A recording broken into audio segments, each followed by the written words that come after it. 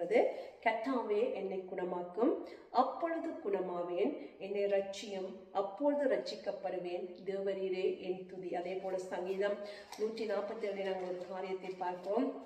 சங்கீதம் 147 3ஆம் வசனம் இப்படியாக சொல்கிறது, இருதயம் நொறுங்குண்டவர்களை குணமாக்குகிறார், அவர்களுடைய காயங்களை கட்டுகிறார். இன்றைய நாளிலே நம்மை ஆண்டவர் குணமாக்க வேண்டும், நம்முடைய ஆத்துமாவை ஆண்டவர் குணமாக்க வேண்டும். இங்கே சொல்லப்பட்டிருக்கிறது எரேமியா 17ஆம் அதிகாரம் 14ஆம் வசனத்திலே, கர்த்தாவே என்னை குணமாக்கும் என்று சொன்ன எரேமியாவுக்கு முன்பாக சொல்கிற காரியம் என்னவென்று சொன்னால் 9ஆம் வசனம், எல்லாவற்றை பார்க்கிலும் இருதயமே திருக்குள்ளதும் மகா கேடுள்ளதுமாய் இருக்கிறது, அதை அறியத்தக்கவன் யார்?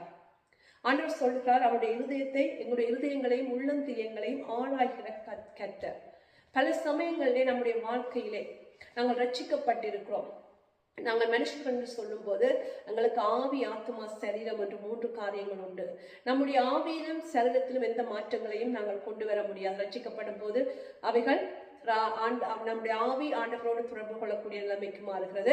நம்முடைய ஆத்மா, எங்களுடைய அதான் நாங்கள் ப்ரோசஸ். நாங்கள் இந்த வாழ்க்கையிலே ஆண்டவராக இயேசு கிறிஸ்துடைய